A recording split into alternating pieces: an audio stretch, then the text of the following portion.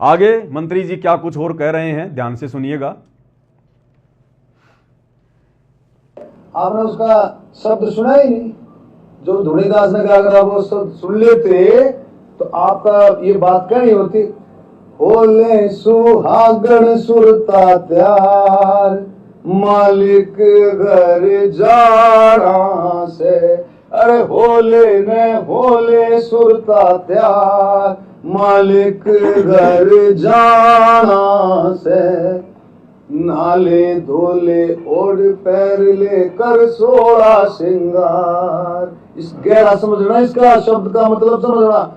नाले धोले ओढ़ पैर लेकर सोड़ा श्रृंगार, आज नहीं तो कल के परसों आएंगे तेरे लेवनहार, मालिक घर जाना से।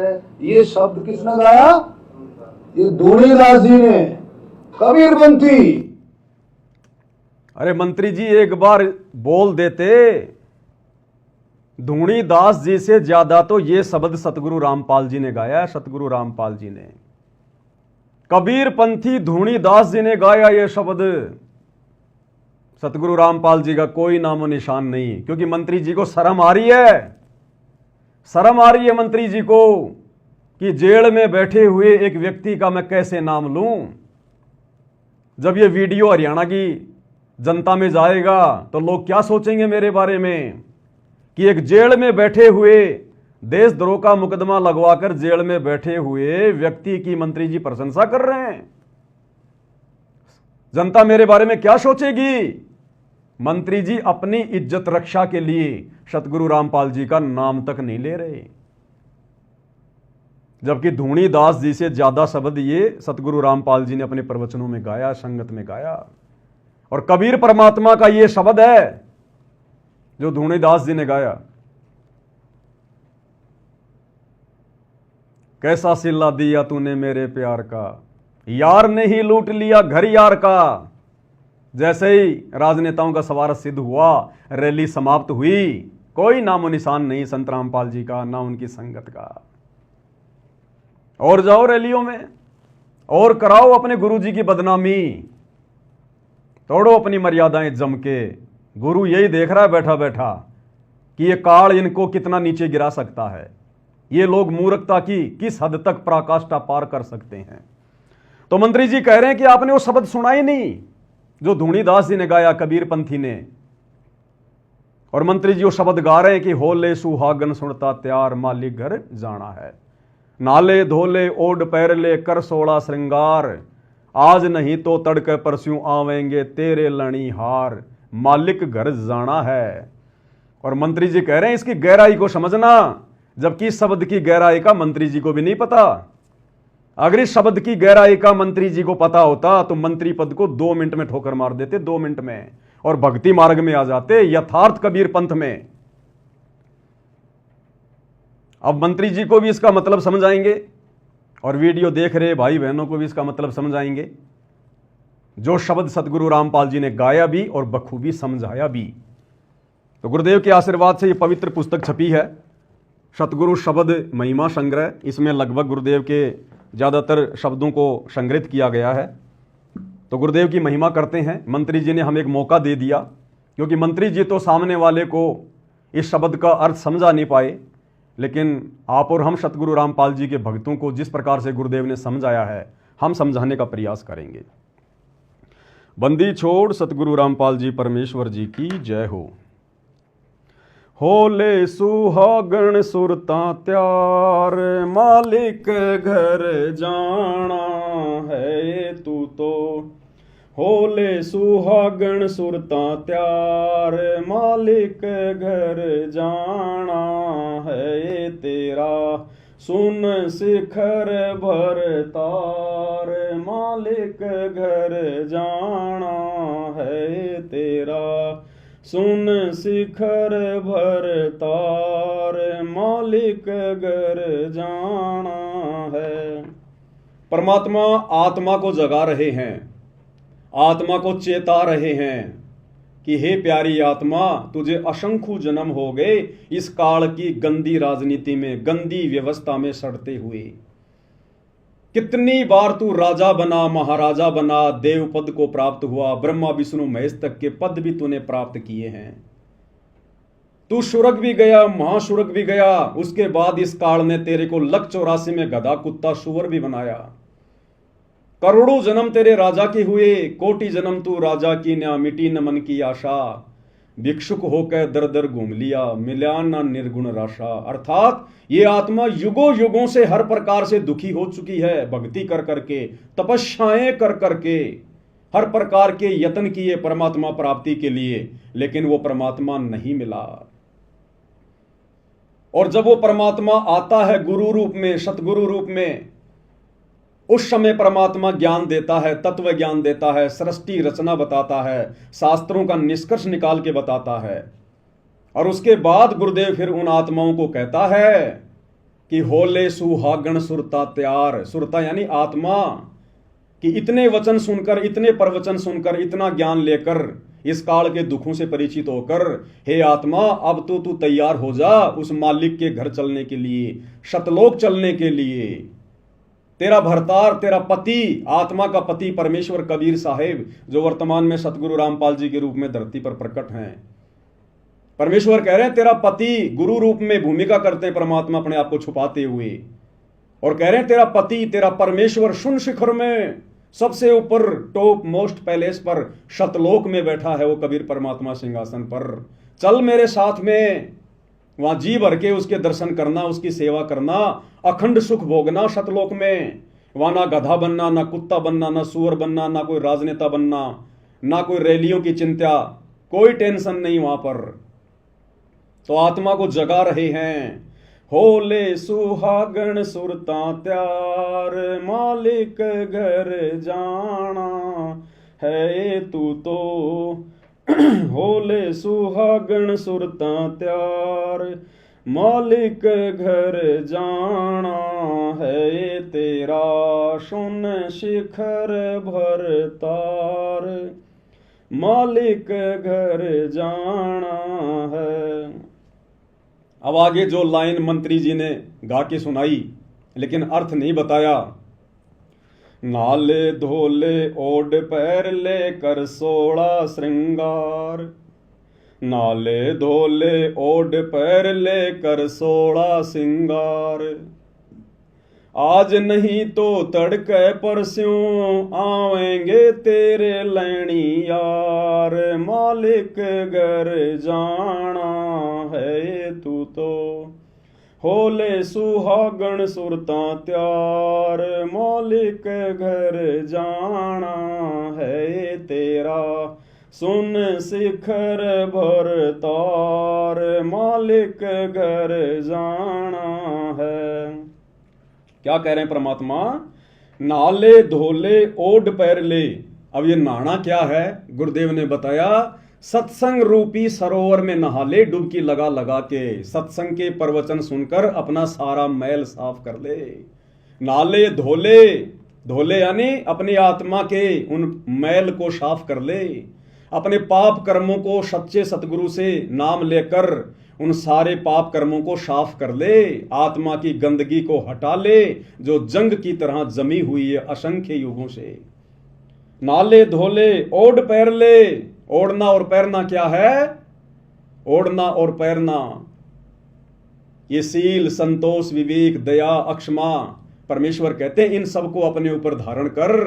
नाले धोले ओढ़ पैर ले कर 16 श्रृंगार, ये नकली हार श्रृंगार को त्याग दे, ये किसी काम का नहीं है। जब तक ये 20-30 साल की जवानी है तब तक ये सजना सवरना, हार श्रृंगार करना, सोना चांदी अच्छा लगता है। उसके बाद में कुछ नहीं, शीशे में मुंह देखना भी बूढ़ा आदमी, बूढ़ी औरत पसंद नहीं करती। तो परमात्मा कहते हैं ये तो नकली जवानी है और ये नकली हार श्रृंगार हैं। इन नकली हार श्रृंगार को छोड़ दे, भक्तों को शोभा नहीं देते। साधु सोई जो सीधा चाल है। और मालिक कह रहे हैं नाले धोले ओढ़ पैर लेकर 16 श्रृंगार, आत्मा के 16 श्रृंगार। आत्मा के 16 आभूषण जिनके बारे में दुनिया जानती भी नहीं है, लेकिन ये आत्मा के 16 श्रृंगार, 16 आभूषण आत्मा उस समय धारण कर पाएगी जब ये नकली हार श्रृंगार को उतारेगी, सोने चांदी आर्टिफिशियल ये ज्वेलरी वगैरह को पहनना छोड़ेगी। अरे परमेश्वर ने हमें इतना सुंदर मनुष्य शरीर दिया है, जिसका जैसा संस्कार था वैसा उसका रंग रूप है। परमेश्वर ने कोई कमी बना के हमें मां के गर्भ से बाहर भेजा है क्या? जो हम गहने वाने पहन के, बिंदी सिंदूर लगा के, मेकअप माकअप करके हम और ज्यादा सुंदर दिखने की चाहत में घूमते रहते हैं। क्या भगवान ने मां के पेट में हमारे को बनाते समय, इस चोले को बनाते समय कोई कमी छोड़ दी क्या? क्या हम भगवान से भी ज्यादा समझदार हैं क्या? अगर नाक में ये नथ पहनने से और गले में हार पहनने से, माथे पर बिंदी लगाने से, सिंदूर लगाने से, कान में यदि सोने चांदी के वो कुंडल पहनने से अगर ज्यादा सुंदर लगते हैं, तो वो भगवान मां के गर्भ में एक एक छेद निकाल के भेज देता। वो परमात्मा तो सोने चांदी के आभूषण भी लगा के भेज देता मां के गर्भ से। महाभारत के युद्ध में आपने उपकरण को तो देखा होगा, सोने का कवच था उसका, सोने का कवच, पैदाइशी सोने के कुंडल थे उसके, पैदाइशी। क्या परमात्मा आप और हमारे लगा के नहीं भेज सकता था? लेकिन हम बिना ज्ञान के, बिना आध्यात्मिक ज्ञान के, परमात्मा के द्वारा जो रचना की गई है स्त्री या पुरुष की मां के गर्भ में, हम उसमें छेड़खानी करते हैं। नाक में छेद निकलवा लिया, कान में निकलवा लिया, तरह तरह के आभूषण धारण कर लिए। ये परमेश्वर की बेइज्जती करना है कि आपको ढंग से मूर्ति बनानी नहीं आई मां के गर्भ में, आपने सुंदर बना के नहीं भेजा। सुंदर तो अब लगेंगे हम ये काल के नकली आभूषण पहन के। इसलिए आम समाज पहने तो पहने, जो लोग भक्तिहीन हैं, नकली भक्ति कर रहे हैं, जिनको भक्ति और भगवान की ABCD का भी नहीं पता, वो तो जो मर्जी पहने, जो मर्जी खाएं, जो मर्जी करें, उनसे हमें कोई लेना देना नहीं। लेकिन जब ये आत्मा सतगुरु की शरण में आ जाती है, जैसे आज धरती पर एकमात्र सतगुरु रामपाल जी, इनकी शरण में आने के बाद फिर हमने नकली आभूषणों को त्यागना पड़ेगा।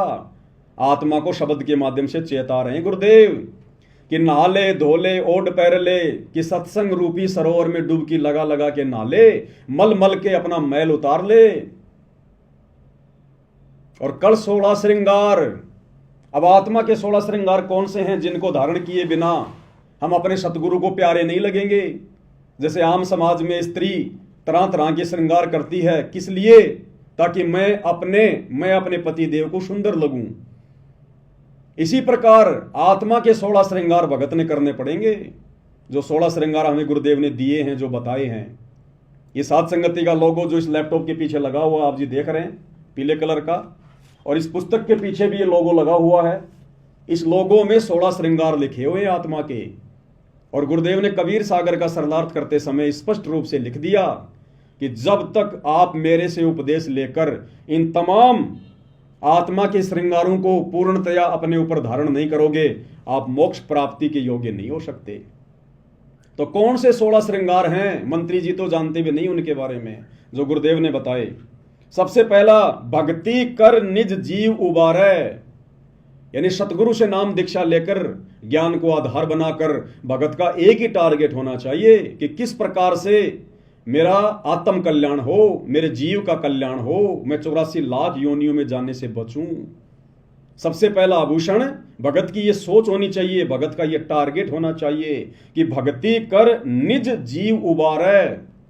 परमात्मा कहते हैं आत्म प्राण उद्धार ही और धर्म नहीं कोई। अपनी आत्मा का उद्धार करवा ले, इससे बढ़कर दुनिया में कोई धर्म नहीं। दूसरा, ज्ञान को आधार बनाकर जो सतगुरु हमें ज्ञान देते हैं, जो तत्व ज्ञान देते हैं, निष्कर्ष निकालकर यथार्थ ज्ञान, सत्य ज्ञान, उस ज्ञान को आधार बनाकर, यानी उस ज्ञान के ऊपर अमल करके हम भक्ति सफल कर सकते हैं। विवेक, अब ये विवेक लगाने की बात थी। ये जब भगत समाज को आश्रम में बुलाया गया और उसके बाद जब 500 बसें आई, उन बसों में उनको बैठकर रोहतक के पैरावर में परशुराम जयंती में जाने के लिए कहा गया, तो उस समय भक्तों ने अपना विवेक लगाना चाहिए था कि भाई हम तो गुरु जी के दर्शनों के लिए आए थे, हमें वहां पर क्यों भेजा जा रहा है? हमारा क्या लेना देना मंत्री जी की रैलियों से? हम इतनी दूर से चलकर यहां पर मंत्री जी की रैली को सफल बनाने आए हैं क्या? परशुराम जी की जयंती से हमें क्या लेना देना? हमारे क्या लगे परशुराम जी? जिन लोगों के लगे वो अपना मनाए। जब दुनिया वाले हमारे गुरु जी का प्रकट दिवस मनाने के लिए आश्रम में नहीं आ रहे, तो हम परशुराम जी की जयंती मनाने क्यों जाएं भाई? तो यहां पर भक्तों ने विवेक का इस्तेमाल करना चाहिए था, लेकिन नहीं किया। चौथा, सत्य। भगत को हमेशा सत्य भाषण करना चाहिए। सत्य बोलने में जो भी कठिनाई आती है, गुरुदेव ने बताया, भगत का तप बनता, तप भक्ति बनती है। तो भगत ने हमेशा सत्य भाषण करना चाहिए। शांति निज धर्मा। भगत ने अपने जीवन में शांति को लाना चाहिए। हड़बड़ाहट में नहीं जीना चाहिए, जल्दबाजी में फैसले नहीं लेने चाहिए। शांति रखनी चाहिए भगत ने अपने गुरुदेव पर विश्वास करके कि मैं बिल्कुल पावरफुल हाथों में हूं, सतगुरु के हाथों में आ गया। मैं तो सतगुरु की जो है वो कठपुतली हूं। मेरा तो आत्म कल्याण निश्चित है। मेरा अब कुछ नहीं बिगड़ सकता। काल का विधान मेरे ऊपर लागू नहीं है जब तक मैं गुरु की मर्यादा में रह के भक्ति करूंगा। तो इन सारी बातों को सोचकर भगत ने अपने जीवन में शांति लानी चाहिए कि मेरा तो आत्म कल्याण निश्चित है।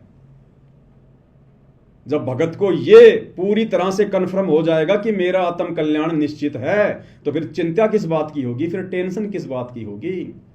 आदरणीय गरीबदास जी ने कहा कि अजब नगर में ले गए हमको सतगुरु आण, और जिल के बिंब अगाध गति हम सूते चादर ताण। जब आदरणीय गरीबदास जी कबीर परमात्मा के साथ में गए, सतलोक देख कर आए, जब सारी व्यवस्था देख ली अपनी आंखों से कि हाँ बिल्कुल सत्य, परम सत्य, हम तो काल के जाल में फंसे हुए हैं। ये काल हमें 84 में ठोकता है, नरक में ठोकता है। थोड़े बहुत दिन के लिए राजा महाराजा बना देगा, देवता बना देगा, उससे ज्यादा कष्ट फिर ये नरक में देता है। फिर ऊपर सतलोक में गए, वहां के सुख देखे, ठाट बाट देखे। उसके बाद उनको कन्फर्म हो गया कि जिल के बिंब अगाध गति हम सूते चादर ताण, कि अब हमें कोई चिंता नहीं है, हमारा आत्म कल्याण तो निश्चित है। तो इसी प्रकार वर्तमान में सतगुरु रामपाल जी भगवान अपने सत्संग सुना सुनाकर हमें सतलोक दिखा रहे हैं। सतलोक का वर्णन करके हमने अपने बाप के वचनों पर विश्वास करना पड़ेगा, तब हमारी भक्ति सफल होगी। हर किसी को सतलोक नहीं दिखाएगा परमात्मा। उन आत्माओं को केवल अपना गवाह बनाना था, इसलिए सतलोक दिखाया। वर्तमान में सबको नहीं दिखाएगा। हमने उस सुयोग्य बेटी की तरह अपने बाप के ऊपर विश्वास करना पड़ेगा। जिस बेटी का बाप अपनी बेटी का रिश्ता तय करके आता है और आकर उसकी मां को बताता है कि ऐसा ऐसा घर है, ऐसा ऐसा लड़का है, ऐसा उसका बिजनेस है, और लड़की कान लगाकर सुनती रहती है। लड़की अपने बाप के ऊपर अविश्वास नहीं करती कि मेरा बाप है, ये मेरे भविष्य का फैसला आंख बंद करके नहीं करेगा। और वो बेटी आंख बंद करके उस पराये घर में चली जाती है अपने बाप पे विश्वास करके। तो हमारा बाप, आत्मा का बाप सतगुरु रामपाल जी भगवान, ये कबीर परमात्मा, और ये तो हमें बिल्कुल प्रमाणित सत्य बता रहे हैं। ये भी नहीं कह रहे कि खाली मेरी बातों पे यकीन करो। देखो तुम्हारी गीता, वेद, कुरान, पुराण, बाइबल में, और उसके बावजूद भी अगर हम विश्वास नहीं करेंगे, चादर तान के नहीं सोएंगे, तो हमारे जीवन में फिर शांति कैसे आएगी। तो हमने गुरु के वचनों पर विश्वास करके संसार की व्यवस्था से हटके अपने अंदर शांति पैदा करनी पड़ेगी। तो पांचवा क्या लक्षण बताया गुरुदेव ने? शांति निज धर्मा। छठा, संतोष। जब इतना सब कुछ क्लियर हो जाएगा, ज्ञान को आधार बना के भक्ति करेंगे, गुरु जी के वचनों पे चलेंगे, हर प्रकार से मर्यादा में रहेंगे, तो संतोष तो फिर ऑटोमेटिक आएगा। ये तो फिर बायो प्रोडक्ट है। ऑटोमेटिक फिर हमारे अंदर संतोष पैदा हो जाएगा जब इतना ज्ञान हो जाएगा। जब इतना बुद्धि विवेक से हम भक्ति मार्ग के फैसले लेंगे, तो फिर संतोष तो ऑटोमेटिक पैदा होगा। प्रेम भाव, अपने सतगुरु में प्रेम भाव, अपने बच्चों में भी प्रेम, माता पिता में भी प्रेम, लेकिन वो प्रेम अलग है। सतगुरु से हमने विशेष प्रेम करना है। अपने परिवार में, समाज में, रिश्तेदारी में तो केवल इतना ही प्रेम करना है कि हमारा बस काम निकल जाए। भाई मीठा बोलना, प्यार से बोलना, लड़ाई झगड़ा ना करना, किसी की आत्मा ना दुखाना, ये वाला प्रेम तो हमने यहां करना है जब तक हम इस शरीर में। लेकिन विशेष प्रेम, बिना प्रेम पावे नहीं चाहे कोटि समाधि ला। सतगुरु में हमारा विशेष प्रेम होना चाहिए। मर मिटने वाला प्रेम, मर मिटने वाला प्रेम, समर्पण वाला प्रेम, पतिव्रता भाव वाला प्रेम, केवल सतगुरु में। बिना प्रेम पावे नहीं चाहे कोटि समाधि ला। तो सतगुरु में हमने प्रेम भाव जो है वो पैदा करना है। परमात्मा कहते हैं ना भाई, प्रेम भाव सतगुरु में हो जा, फिर सहजे अमृत पाए, फिर बड़ी आसानी से हमें सतलोक के आनंद भोगने का सुख मिलेगा। अगला है धीरज। भगत के अंदर धैर्य होना चाहिए, जल्दबाजी नहीं होनी चाहिए भगत के अंदर। हमें किसी ने किसी के बारे में कुछ कह दिया, हमने तुरंत उसका जवाब दे दिया, बात बिगड़ जाएगी। परमात्मा कहते हैं सुनो सबकी, करो मन की, जो ज्ञान दे रखा ना उस आधार से फैसले लो। अगर तुम सतगुरु शरण में हो, मर्यादा में हो, तुम्हारी चाहे कोई लाख निंदा चुगली करे, पीठ पीछे लाख तुम्हारी बुराई करे, तुम्हारा वो कुछ नहीं बिगाड़ पाएगा। ये धोखाधड़ी समाज की, जंतर मंत्र, ये तंत्र सतगुरु के भगत के ऊपर लागू नहीं होते।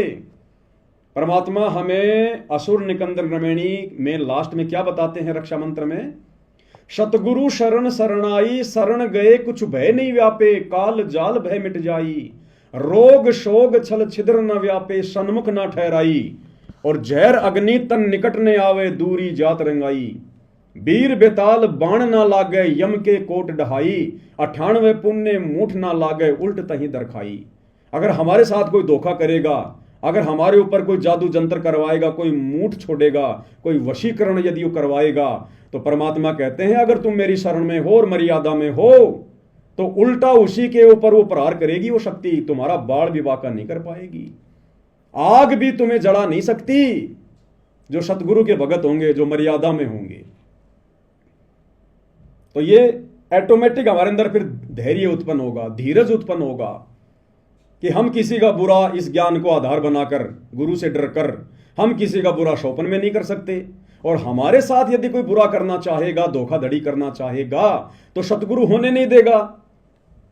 अब ये धोखाधड़ी हो गई ना आश्रम से जुड़े हुए भाई बहनों के साथ में, क्योंकि वो मर्यादा में नहीं है, गुरु को भगवान नहीं मानते, इसलिए काल ने गुरु जी के परिवार के माध्यम से भक्तों को धोखा दे दिया और परशुराम की जयंती में जाके ठोक दिया। हम सत्सेवकों को धोखा क्यों नहीं दे पाया काल? हम साध संगति से जुड़े हुए भाई बहनों को धोखा क्यों नहीं दे रहा? क्योंकि हम गुरु को परमात्मा मानकर मर्यादा में रह के भक्ति कर रहे हैं, तो गुरु हमारे साथ धोखाधड़ी होने नहीं देगा। तो धीरज। अगला है मित्र सम सबको चित धारे, सबको मित्र भाव से देखे, या हमारा कोई शत्रु नहीं है। इस तत्व ज्ञान से हमें पता चलेगा कि हमारा पिता एक ही है, कबीर भगवान, जो वर्तमान में सतगुरु रामपाल जी के रूप में धरती पर प्रकट है। और गुरुदेव हमें बारंबार शिक्षा देते हैं कि बच्चों, अगर आपने भक्ति सफल करनी है तो अपने गुरु के, अपने परमात्मा के पद चिन्हों पर चलना पड़ेगा। कबीर खड़ा बाजार में मांगे सबकी खैर, ना काहू से दोस्ती ना काहू से बैर, एक शत्रु एक मित्र है, भूल पड़ी रे प्राण, यम की नगरी जाएगा शब्द हमारा मान। तो गुरुदेव भगवान कह रहे हैं कि बच्चों, अगर तुमने भक्ति पर सफलता प्राप्त करनी है तो अपने गुरु के पद चिन्हों पर चलना पड़ेगा। यहां हमने ना किसी से विशेष कोई मित्रता रखनी है। अगर भगत ने यहां पर किसी के साथ विशेष मित्रता रखी तो परमात्मा कहते हैं कि काल उसको त्रिकुटी पर ठगेगा, उस मित्र के रूप में ठग लेगा उसको। और किसी से बैर भाव तो हमने रखना ही नहीं, यहां पर शत्रु भाव तो रखना ही नहीं। शत्रु भाव रखेंगे तो हमारी आत्मा पाक साफ नहीं हो पाएगी, निर्मल नहीं हो पाएगी, फिर भी हम काल के जाल में रह जाएंगे। तो ना हमारा यहां कोई मित्र है, ना हमारा यहां कोई शत्रु है, हमारा एक ही मित्र है, हमारा गुरु, हमारा सतगुरु। तमेव माता च पिता तमेव, तमेव बंधु च सखा तमेव, और तमेव विद्या च द्रविणम तमेव, तमेव सर्व मम देव देव। हमारा केवल एक ही है, सतगुरु, बाकी हम यहां पर लावारिश हैं। तो मित्र सम सबको चित धारे, ये भी भगत के अंदर लक्षण होना चाहिए। ये आत्मा के श्रृंगारों की बात हो रही है। अगला है त्याग। एक भगत के अंदर मोक्ष प्राप्ति के लिए त्याग की भावना होनी चाहिए। अपने सतगुरु के चरणों में सब कुछ समर्पण करने की, त्याग करने की भावना होनी चाहिए। हमने रिहर्सल करनी है जीवित मर के। जीवित मरने का मतलब है हमने यहां किसी भी चीज में कोई विशेष इच्छा जाहिर नहीं करनी। दूसरों की देखा देखी हमने अपने मन को अशांत नहीं करना, विचलित नहीं करना। अगर कल गुरुजी आ गए विमान लेके कि बेटा चल सतलोक, क्या हम सब कुछ त्यागने को तैयार हैं? क्या हमें इस कदर ज्ञान हो चुका है कि हम इस काल की नश्वर संपत्ति को अपना नहीं मान रहे? हम एक पल में सब कुछ छोड़ने को तैयार हैं या नहीं है? तो हमने रिहर्सल करनी है ये गुरु के सत्संग सुनकर, ज्ञान को आधार बनाकर, साध संगति के माध्यम से, कि ना जाने मेरा लेने वाला, मेरा लणिहार वो कब आ जाए और मुझे उसके साथ में चलना पड़ जाए।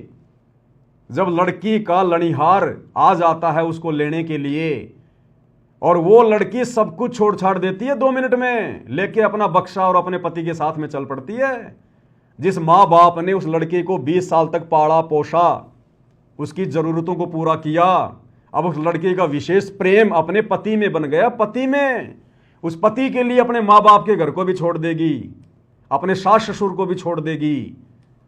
जब न्यारे होते हैं, 2 भाई अलग अलग होते हैं, तो 2 मिनट में वो लड़की सबको छोड़ छाड़ के और अपने पति की तरफ जाके खड़ी हो जाती है।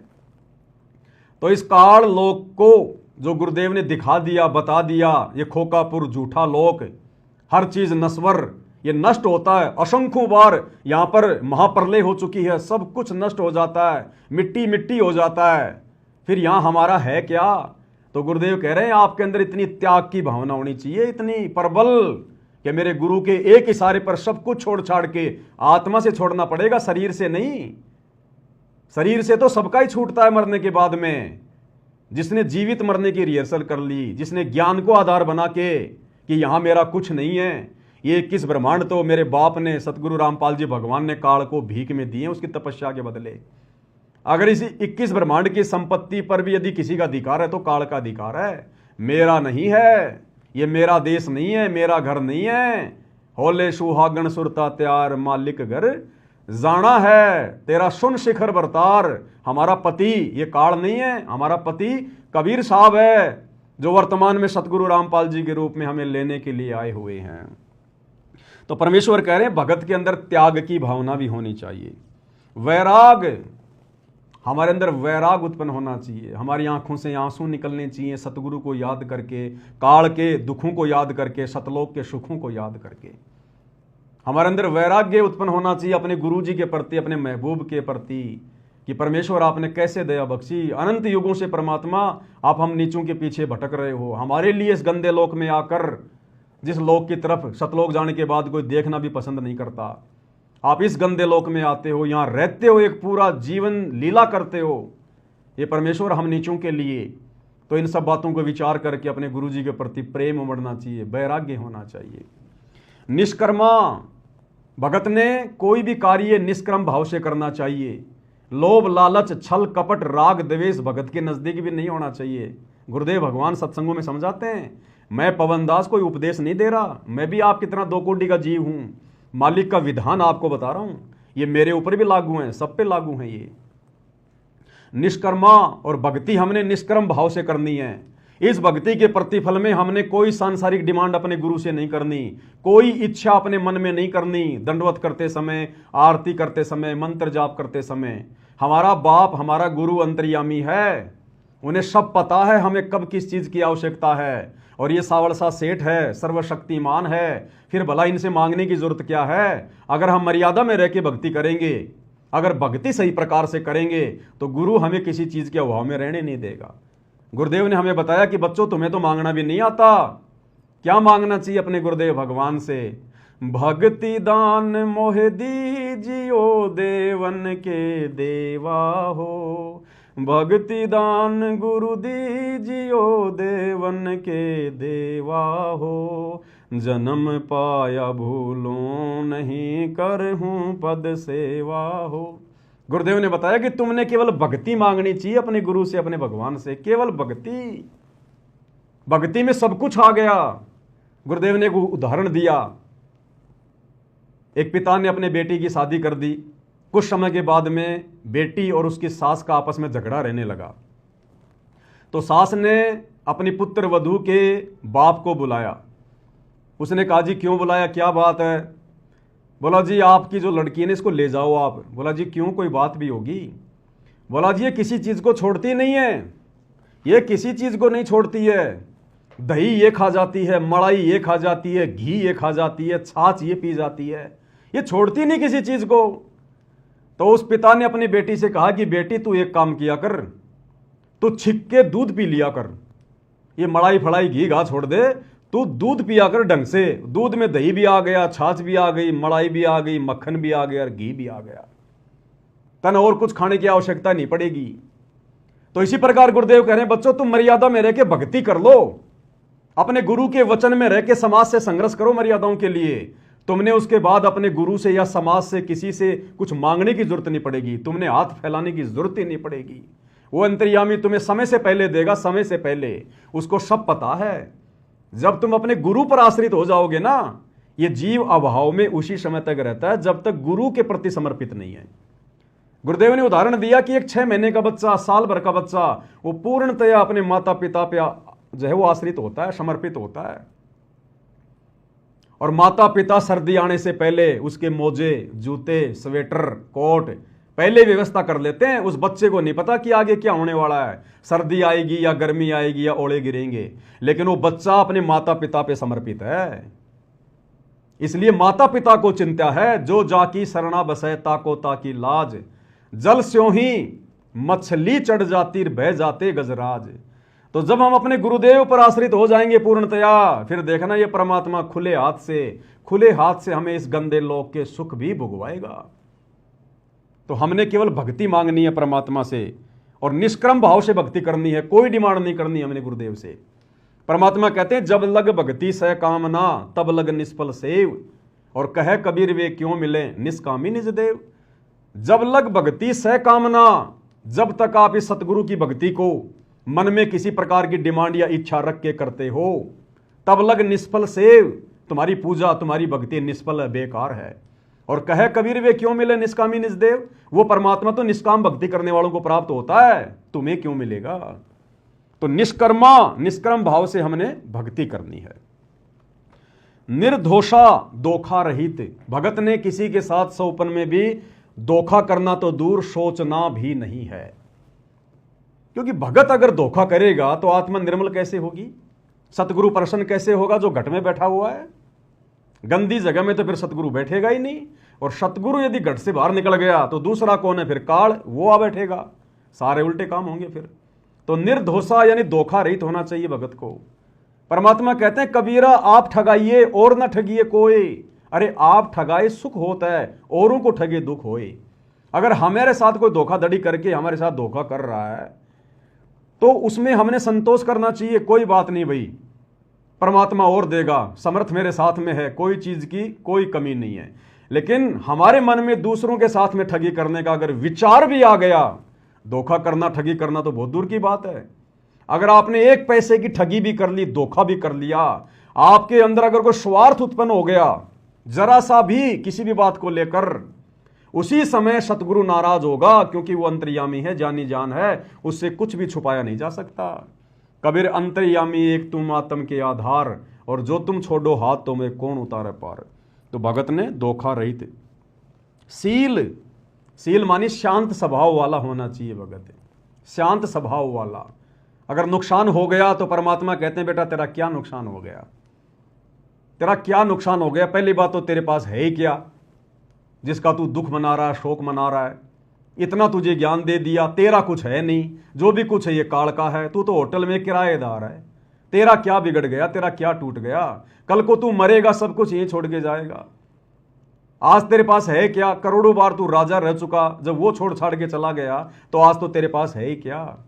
तो परमेश्वर कह रहे हैं कि भगत ने शीलता धारण करनी चाहिए, संतोष करना चाहिए भगत ने गुरु ज्ञान आधार से, कि ये सांसारिक वैभव की वस्तुएं ना जाने मैंने कितने जन्मों में प्राप्त करी, राजा बन के, मंत्री बन के, प्रधानमंत्री बन के, और एक्सीडेंट में मर जाते हैं, सारा राजपाट यहीं रह जाता। क्या लेके गया हो, क्या था अपना। क्षमा, भगत के अंदर विशेष गुण होना चाहिए, क्षमा, माफ करना, सामने वाले को माफ करना। ये परमेश्वर ने विशेष गुण बताया भगत का। अगर माफ करने की प्रवृत्ति हमारे अंदर पैदा होगी तो लड़ाई झगड़े खत्म होंगे, मनमुटाव खत्म होगा, राग द्वेष ईर्ष्या के भाव नहीं बनेंगे हमारे अंदर। तो भगत ने हर स्थिति में सामने वाले को, यदि हमारे साथ में कोई गलत बर्ताव करता है, गलत व्यवहार करता है, गाली निकालता है, बेवजह हमारे ऊपर कोई आरोप लगाता है, परेशान करता है, तो अपने आप को सतगुरु की शरण में, सतगुरु की गोद में बैठा हुआ समझकर हमारे अंदर क्षमा भाव उत्पन्न होना चाहिए कि कोई बात नहीं, मेरे साथ में क्या धोखा करेगा ये, मैं तो खुद ही काल के धोखे का शिकार हूं, मेरे साथ में क्या धोखा करेगा। मेरा तो सतगुरु साक्षी है भाई, मेरा तो सतगुरु सब कुछ है। तो क्षमा भाव होना चाहिए। दया, अब दया बिना दरवेश कसाई, दरवेश यानी साधु। जिस भगत के हृदय में दया भाव नहीं है वो तो कसाई के समान है। तो परमेश्वर ने बताया कि दया भाव भी होना चाहिए। भगत ने कोई जीव हत्या नहीं करनी चाहिए, जीव हत्या का समर्थन नहीं करना चाहिए, किसी के साथ में मार पिटाई नहीं करनी चाहिए। भले हमें कोई 2 थप्पड़ मार ले हमें मंजूर है, लेकिन भगत ने, चाहे भगत पहलवान है और सामने वाला अगर 5 साल का बालक भी गाली दे रहा है तो भी भगत ने उल्टा जवाब नहीं देना चाहिए उसको बालक समझ के, नादान समझ के, क्योंकि हमने गुरु प्रसन्न करना है, हमारी परीक्षा रह के लेगा परमात्मा। तो भगत के अंदर दया भाव भी होना चाहिए। तो ये 16 आभूषण बताए परमेश्वर ने इस शब्द में कि नाले धोले ओढ़ पैर ले कर 16 श्रृंगार, और आज नहीं तो तड़के परस्यों आवेंगे तेरे लणियार, होले सुहागण सुरता त्यार मालिक घर जाना है। अब मंत्री जी ने तो 2 लाइन बोल के छोड़ दिया और कह रहे हैं कि आप इसकी गहराई में जाओ, शब्द क्या कह रहा है। अब मंत्री जी को पता हो तब समझ आए ना। अगली लाइन में क्या कहा परमेश्वर ने, नाले धोले ओढ़ पैर लेकर 16 श्रृंगार, नाले धोले ओढ़ पैर लेकर 16 श्रृंगार, आज नहीं तो तड़के परस्यों आवेंगे तेरे लैणी यार, मालिक घर जाना है तू तो होले सुहागण सुरता त्यार, मालिक घर जाना है तेरा सुन शिखर भर तौर, मालिक घर जाना है। क्या कह रहे हैं, आज नहीं तो तड़के परस्यों आवेंगे तेरे लणिहार। परमेश्वर कह रहे हैं समय रहते सत्संग रूपी सरोवर में नाले, मलमल के आत्मा के पाप कर्म धोले, आत्मा को 16 श्रृंगारों से सुसज्जित करके सतगुरु को प्रसन्न कर ले।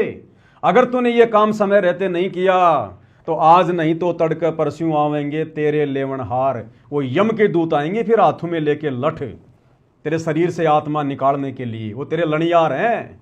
वो फिर तुझे लेने आएंगे, मार मार के लेके जाएंगे तांबे की धरती पे, गरम धरती पे तेरे को पैदल लेके जाएंगे सोट मारते हुए। पानी मांगेगा तेरे लठ मारेंगे, भोजन मांगेगा तेरे लठ मारेंगे।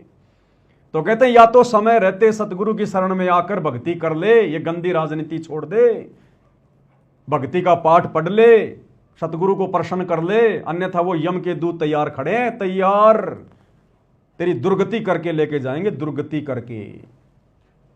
अगली लाइन में क्या बताया परमेश्वर ने, तेरे साथ की ये कितनी जाली तू क्यों लारी वार, तेरे साथ की ये कितनी जाली तू क्यों लारी वार, गुड़िया खेलत जन्म गवाया लाया ये नहीं विचार, मालिक घर जाना है तू तो होले सुहागण सुरता त्यार, मालिक घर जाना है तेरा सुन शिखर भर तार, मालिक घर जाना है।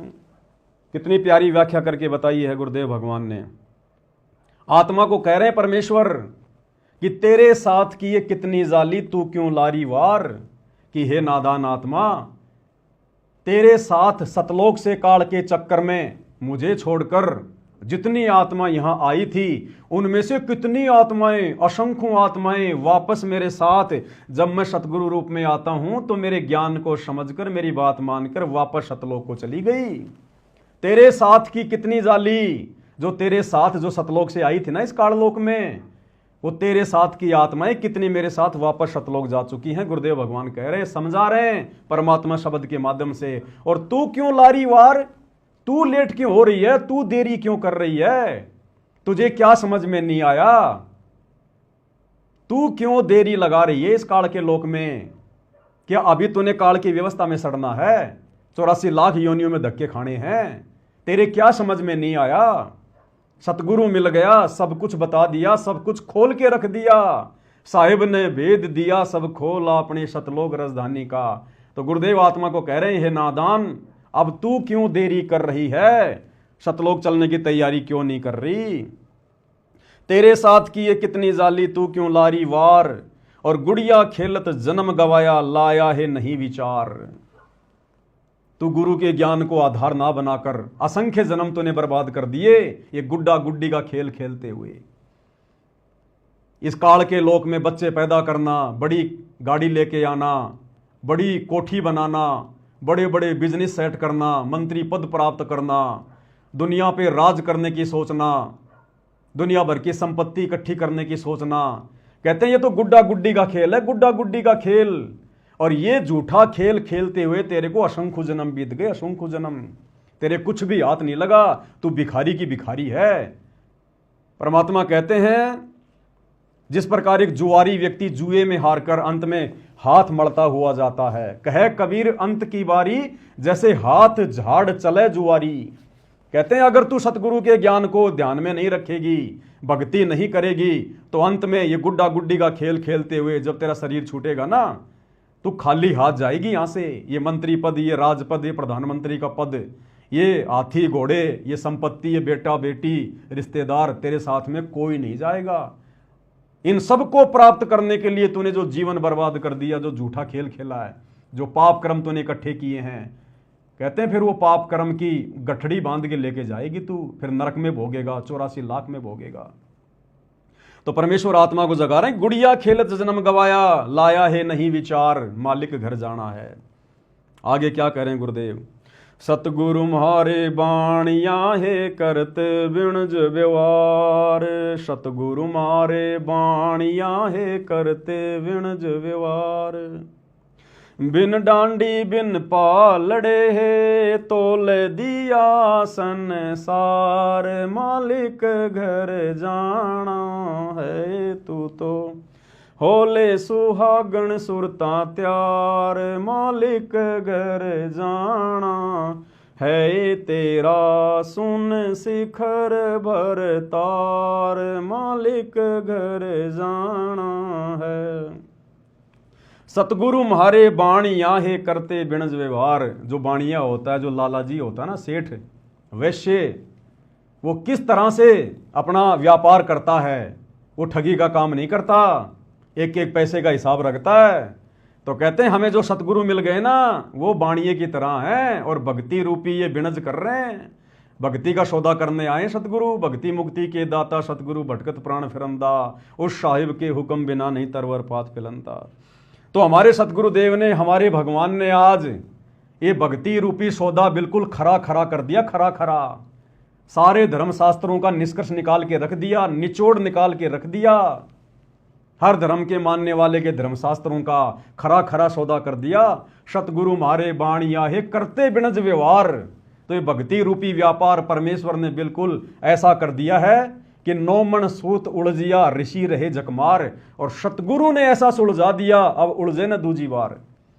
जो भक्ति मार्ग के उलझे हुए रहस्यों को धर्मशास्त्रों से सतगुरु रामपाल जी ने सत्संग कर करके सुलझा दिए, सत्संग बना बना के छोड़ दिए। इस कलयुग में नहीं उलझेगा।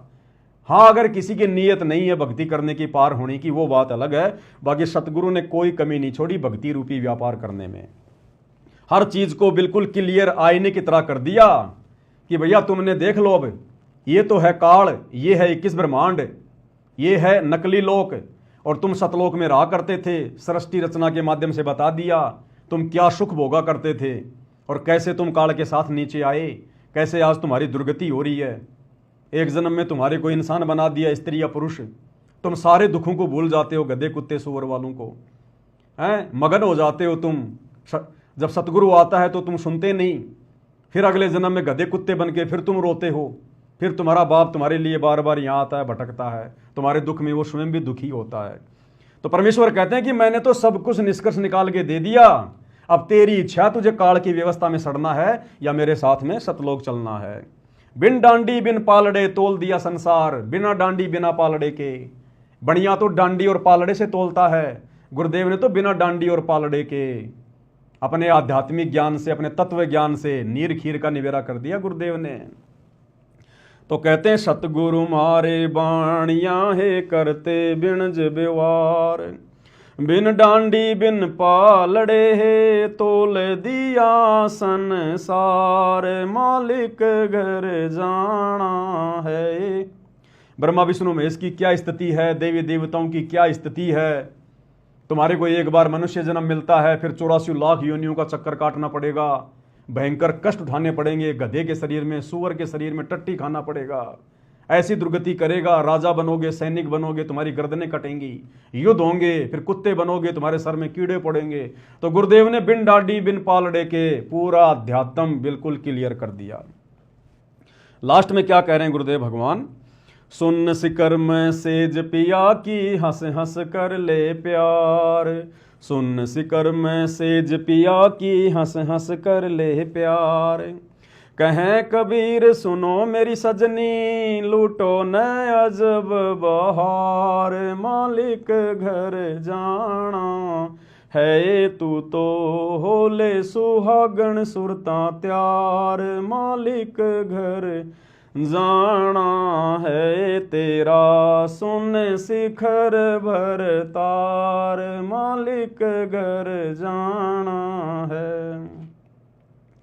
सुन शिखर में सेज पिया की, सुन शिखर सबसे ऊपर टॉप मोस्ट पहले सतलोक, कहते हैं वहां पर तेरे पिया की, तेरे गुरु की, तेरे भगवान की सेज है, उसका सिंहासन है वहां पर।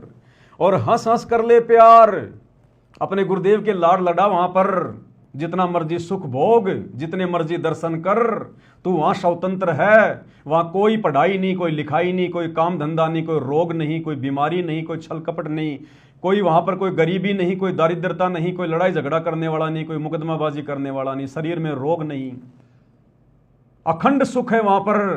ना ये शरीर वहां बूढ़ा होता, ना वहां पर मृत्यु होती, केवल एक बार जन्म होगा आत्मा का सतगुरु की शब्द शक्ति से, उसके बाद ये आत्मा युवा अवस्था में आ जाएगी, फिर सदा युवा ही रहेगी। ना वो आत्मा कभी मरेगी, ना आत्मा का विनाश होगा, और ना ऊपर के चारों लोकों का कभी विनाश होगा। तो परमेश्वर कहते हैं कि सुन शिखर में सेज पिया की हंस हंस कर ले प्यार, और कहे कबीर सुनो मेरी सजनी, लूटो न अजब बहार, मालिक घर जाना है। कहे कबीर सुनो मेरी सजनी, यानी हम आत्मा है, वो हमारा बाप, हमारा परमात्मा है, वो हमारा सजना है, हम उसकी सजनी हैं, वो हमारा महबूब है, हम उसकी प्रियतमा हैं। आत्मा और परमात्मा का अभेद संबंध है। तो परमेश्वर प्यार में लाड़ में कह रहे हैं, कहे कबीर सुनो मेरी सजनी, है मेरी प्यारी आत्मा, लूटो न अजब बहार, अजब बहार, जो सुख यहां तुम्हें महासुरग में भी देखने को नहीं मिलेंगे, छींट भी नहीं है, वो सुख तुम्हें, अखंड सुख तुम्हें शतलोक में मिलेंगे वहां पर। तो कहते हैं चलो निकलो इस गंदे लोक से। तो इस शब्द के माध्यम से परमेश्वर कबीर जी ने हमें यह समझाना चाहा, हमें यह संदेश देना चाहा। अब इस शब्द की गहराई को यदि कोई मंत्री जी समझ जाए तो क्या वो ये राजपद स्वीकार करेगा क्या, जिस राजपद में निरेक जो है वो कर्म फोड़ने के अलावा दूसरा कुछ भी नहीं है। कितनी झूठ बोलनी पड़ती है, कितने झूठे वादे इरादे करने पड़ते हैं, सारा दिन टेंशन में, और मिलता अंत में कुछ नहीं भैया, मिलता अंत में कुछ नहीं है। 10 15 20 साल राज कर लो, उसके बाद क्या करोगे, खुद के बच्चों से सेवा कराने के काबिल भी नहीं रहोगे बिना भक्ति के, ये दुर्गति होगी। फिर अंत में पार्कों में अकेले बैठे रहोगे, कोई तुम्हें नमस्ते करने वाला भी नहीं मिलेगा। और शरीर इस तरह से घेर लेता है इन मंत्रियों के शरीरों को। भारत देश का इतिहास उठा के देख लो, जितने भी प्रधानमंत्री हुए हैं किसी न किसी रोग से मरे हैं, एक्सीडेंट में मरे हैं, अकाल मृत्यु हुई है। बिना सत भक्ति के आज हमारे भारत देश के इतिहास में जितने भी संत महात्मा हुए हैं, बड़े बड़े ऋषि मुनि हुए हैं, आज इतिहास उठा के देख लो, सबकी दुर्गति से मौत हुई है, सबकी दुर्गति से। दास इसके ऊपर पहले वीडियो बना चुका है।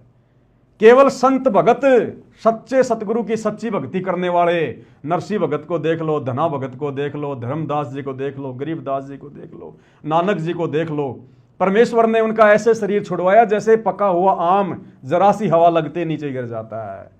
उनको कष्ट नहीं उठाना पड़ता, हाय हाय नहीं करनी पड़ती। भगत का शरीर हॉस्पिटल में हाय हाय करके नहीं छूटता, भगत कभी एक्सीडेंट में नहीं मरता, अकाल मृत्यु नहीं होती, सतगुरु की सच्ची भक्ति करने वाला। तो मंत्री जी को अगर ये शब्द समझ में आ जाता तो मंत्री जी कब का इस्तीफा देकर सतगुरु रामपाल जी से उपदेश लेकर अपनी भक्ति कर रहे होते आज। तो भाई और बहनों, ये सारी बातें तो आज गुरुदेव भगवान ने आप और हमें समझाई है। तो आगे वीडियो में बढ़ते हैं। अब मंत्री जी आगे क्या कुछ कह रहे हैं, क्या कुछ समझा रहे हैं। सतलोक आश्रम से जुड़े हुए भाई बहनों को समझना चाहिए, विचार करना चाहिए किस प्रकार से धोखा इस काल ने तुम्हारे साथ गुरुजी के बेटों को निमित्त बनाकर राजनेताओं की रैलियों को सफल बनवा के किया है। क्या कह रहे हैं आगे मंत्री जी?